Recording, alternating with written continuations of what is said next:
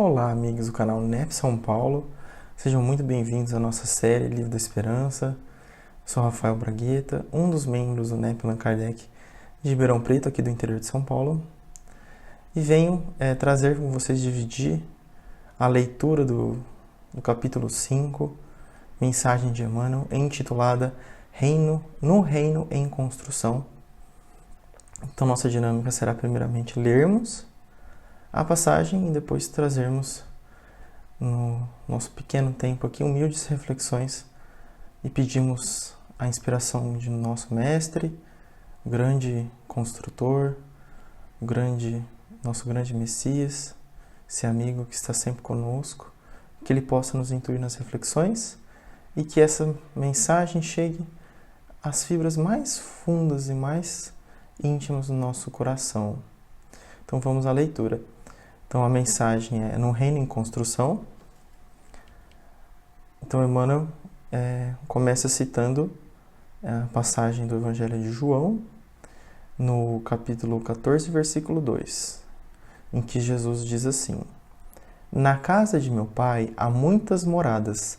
Se assim não fosse, já eu vou-lo teria dito, pois me vou para vos preparar o lugar. E também cita um trecho do Evangelho segundo o Espiritismo, no capítulo 3, item 14. Entretanto, nem todos os espíritos que encarnam na Terra vão para aí em expiação. Então, Emmanuel comenta nessas duas passagens, trazendo à luz da sua interpretação. Escutaste o pessimismo que se esmera em procurar as deficiências da humanidade, como quem se demora deliberadamente nas arestas agressivas do mármore de obra-prima, inacabada, e costumas dizer que a terra está perdida. Observa, porém, as multidões que se esforçam silenciosamente pela santificação do porvir.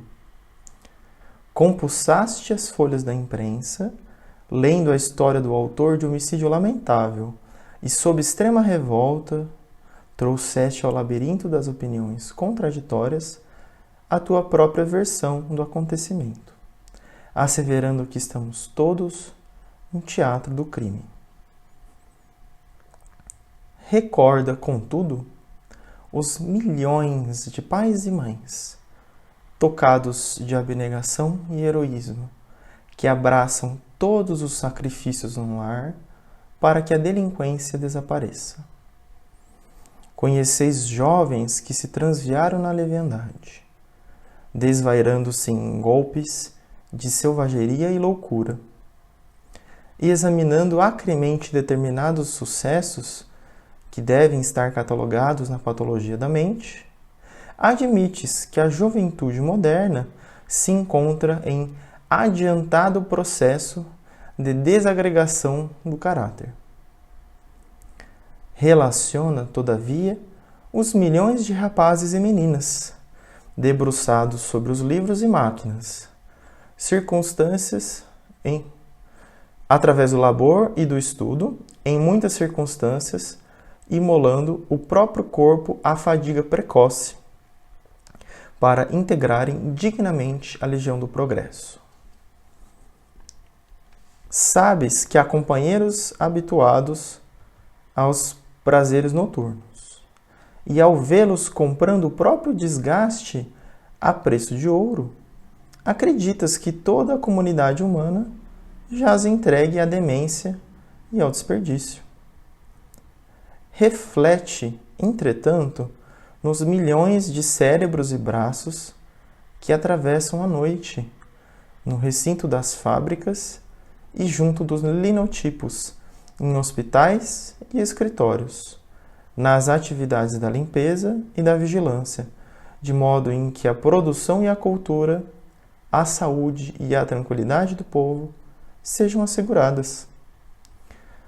Marcaste o homem afortunado que enrijeceu mãos e bolsos na sua velhice, e esposas a convicção de que todas as pessoas abastadas são modelos completos de avareza e crueldade. Considera, no entanto, os milhões de tarefeiros do serviço e da beneficência, que diariamente colocam um dinheiro em circulação, a fim de que os homens conheçam a honra de trabalhar e a alegria de viver. Não condenes a terra pelo desequilíbrio de alguns. Medita em todos os que se encontram, suando e sofrendo, lutando e amando, no levantamento do futuro melhor, e reconhecerás que o divino construtor do reino de Deus, no mundo, está esperando também por ti. Emmanuel. Que mensagem, meus amigos, que mensagem bela. Infelizmente, o nosso tempo é muito pequeno, muito curto, para que a gente possa tecer maiores desdobramentos, mas vim aqui dividir algumas reflexões com vocês. Um dos pontos que chama muito a nossa atenção é que Emmanuel ele sempre está comentando uma contraposição ao longo do texto da mensagem dele. Então ele está falando muito do vício que muitas vezes nós temos em só ver obstáculos, o ponto negativo, a dificuldade, a sombra, o mal, o lado ruim das coisas. É como se fosse realmente um vício de só olhar e alimentar digamos assim, o pessimismo, o negativismo, né? E isso, de uma forma sistemática, muitas vezes pode nos trazer uma série de desequilíbrios, né? E isso acontece conosco. Muitas vezes a gente fica impactado, né, pelas situações que acontecem na nossa vida, na nossa sociedade, e a gente tende a ser impactado pelo lado negativo muito facilmente. E a gente passa a realimentar aquilo em nós. Só que o Emmanuel, ele contrapõe isso com outro olhar, ou seja, ele nos convida a expandir um pouco esse olhar mais externo, mais passageiro dessas dificuldades, para a gente passar a olhar para o bem, para a gente passar a olhar para todo o progresso que já existe, para tudo aquilo que a gente já sabe, todo o amor, né? Todas as pessoas que trabalham de forma silenciosa. E é muito bonito que Emmanuel coloca assim: observa, porém, as multidões que se esforçam silenciosamente pela santificação do porvir. Ou seja, quantas pessoas cumprem o seu dever, né? Sejam como mães, como pais, como profissionais, no silêncio, né? E lembrando que Deus fala através do silêncio, né? E não concorre com o orgulho das criaturas. Então o bem geralmente ele é silencioso, né? Ele não, o mal geralmente tem essa característica de ser algo que faz muito barulho, que é algo agitado, que de uma certa forma chama atenção, uma intimidação. E o bem ele é sereno, calmo, tranquilo. Então Emmanuel ele nos convida a olhar para o bem também, né? Para a luz, para o progresso, tanto de pessoas e espíritos que já se abnegam, já trabalham no silêncio. E é curioso que se a gente, né, é como se a gente parasse para pensar, como se houvesse um quadro extenso, belíssimo, e a gente só reparasse na sujeirinha que tem no canto do quadro, quando na verdade a gente perde toda a beleza e todo esse espetáculo que existe. Complementando um pouco esse raciocínio nosso que o Emmanuel traz, eu lembrei da passagem do Evangelho de Mateus, na candeia do olho, que está no capítulo 6, versículos 22 e 23. O teu olho é a luz do teu corpo. Se o teu olho for bom, todo o teu corpo será luminoso. Mas se o teu olho for mau, todo o seu corpo estará em trevas. Se, pois, a luz que há em ti são trevas, quão grandes não serão essas mesmas trevas? O que nós podemos depreender dessa passagem do Evangelho que se afiniza, né, e ajuda a gente a entender o que o Emmanuel está querendo dizer? Na verdade, né, eu vejo o mundo com as lentes que existem dentro de mim. Então, se eu alimento as sombras em mim, eu projeto a sombra no outro, no mundo. então eu passo a alimentar a sombra, se eu só passo a ver a sombra. E pelo contrário, em oposição, se eu passo a acender a candeia interna, eu passo a enxergar a luz que há na vida, a luz que há nas pessoas. Eu passo a enxergar Deus agindo silenciosamente, eu passo a contemplar a natureza, eu passo a enxergar Deus nas mínimas circunstâncias da vida, né? Que é na parte de Jesus visita Marta e Maria, que é a boa parte que Maria fica, né? Ou seja, a gente passa a ter um olhar diferente, que é isso que Emmanuel nos convida. Acender uma candeia dentro de nós, nós passamos a ver o bem que há no mundo, né? E bem-aventurados aqueles que têm puro coração, pois verão a Deus.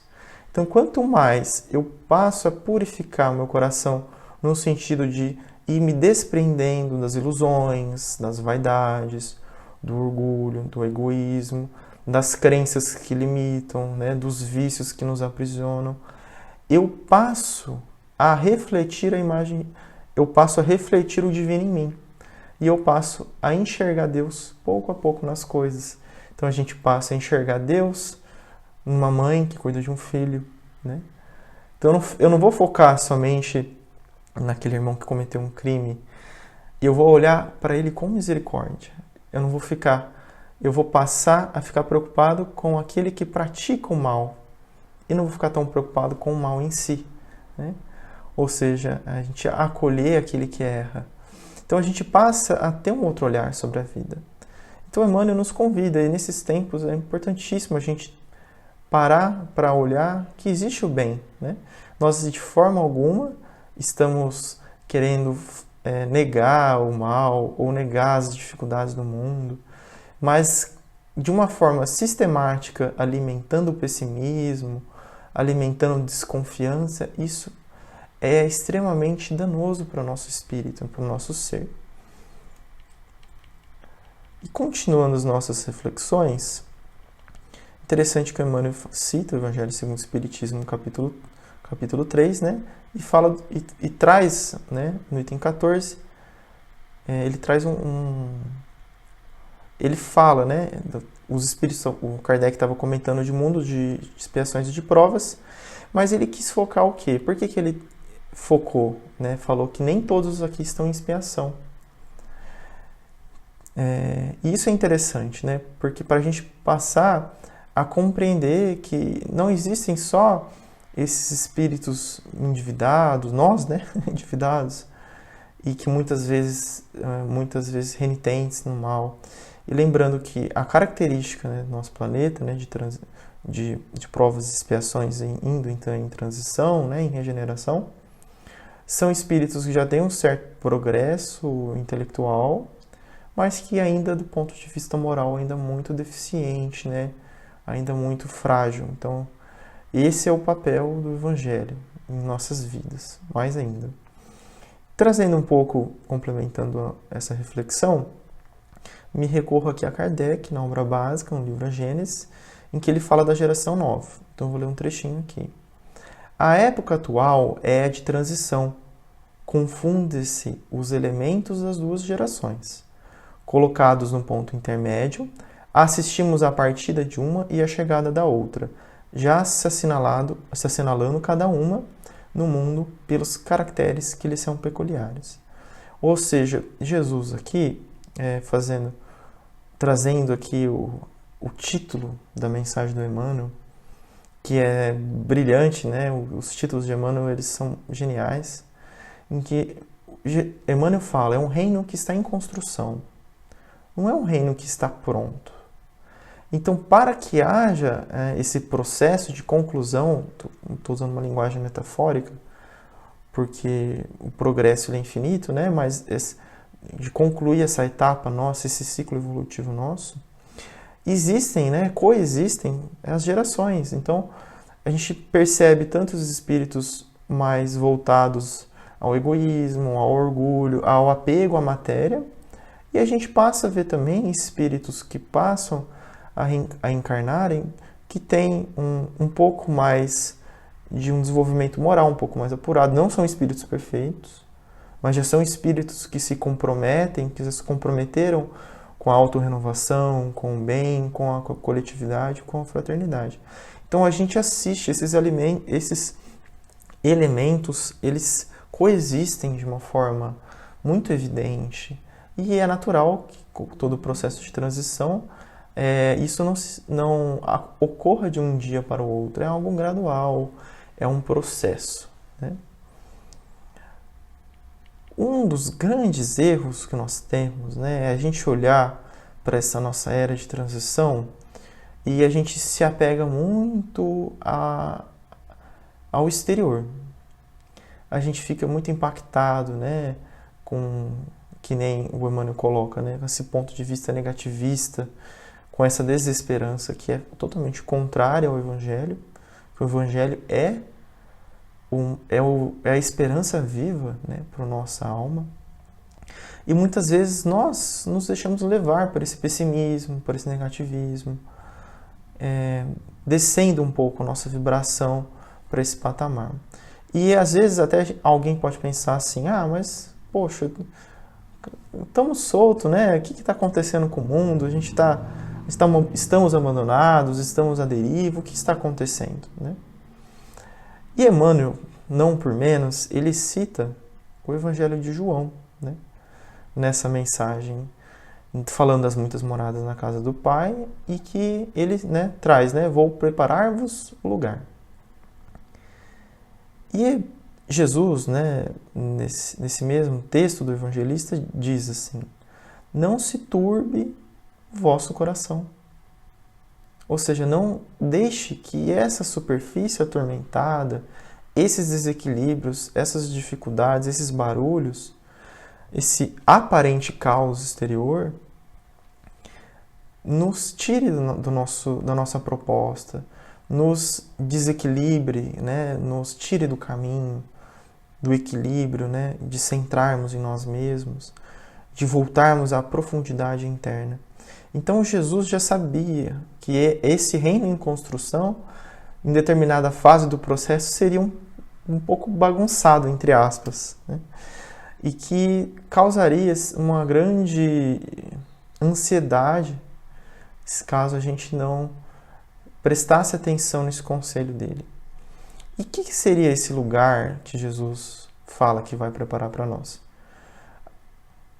Num primeiro momento, né, talvez o mais importante, esse lugar é o recanto mais sagrado de nós, é nosso próprio coração. É o altar mais elevado, é onde a consciência divina se manifesta, né? É esse encontro com o Cristo interno que é o lugar que Jesus nos fala aqui, que é o reino de Deus em nós, né? No coração das criaturas. Então, esse é o lugar que Jesus quer que a gente vá, que a gente edifique, que a gente construa. E só edificando e construindo esse reino divino é que naturalmente chegaremos, né, ao reino divino, ao reino externo, digamos assim. Então é curioso, né, porque como que nós queremos uma sociedade justa, uma sociedade pacífica, se nós ainda não aprendemos a perdoar? Se nós ainda queremos crucificar ou aniquilar aqueles que erram e que erraram? Como que vamos alimentar a paz se dentro de nós alimentamos o ódio, a separatividade? Então, como queremos que as pessoas sejam fraternas e altruístas se eu esqueço muitas vezes propositadamente daqueles que estão ao meu lado, de uma forma insensível? Então, o mundo externo, né, esse reino que ocorrerá, ele só virá quando nós mudarmos dentro da gente. Uma sociedade mais pura, digamos assim, mais feliz, né, em que vive mais o amor e a plenitude das leis divinas, só ocorrerá quando os espíritos melhores, nós habitaremos ela. E também é curioso a gente pensar no que Emmanuel diz, que no final, né, da mensagem ele fala que o reino de Deus, né, o divino construtor do reino de Deus no mundo está esperando também por ti. Ou seja, Emmanuel de uma forma muito sutil, nos diz assim, olha, nós, né, temos a tendência de terceirizarmos as responsabilidades, ou seja, muitos de nós vai querer cruzar os braços e esperar que esse reino se construa sozinho, né? Esperando que Jesus, que Deus, que os benfeitores, que Emmanuel, que Bezerra, que Eurípides façam por nós e outros tantos, né, benfeitores e seres jamais evoluídos. E na verdade nós é que temos que construir com a nossa parcela. Então é um convite para que nós sejamos cooperadores, trabalhadores desse reino que está em construção, acima de tudo, acolhendo a mensagem do Evangelho, a mensagem de Jesus em nosso coração, nos transformando para que nós, por extensão, podemos auxiliar e ajudar o mundo lá fora, né? Então, fica aqui, né, a nossa gratidão a todos que estão aí ouvindo, que nosso amado Mestre Jesus, esse grande construtor, divino construtor, possa edificar em nós o reino divino e que possamos estar sempre com Ele. Muito obrigado a todos, fiquem com Deus, um grande abraço no coração de cada um e até mais. Tchau, tchau.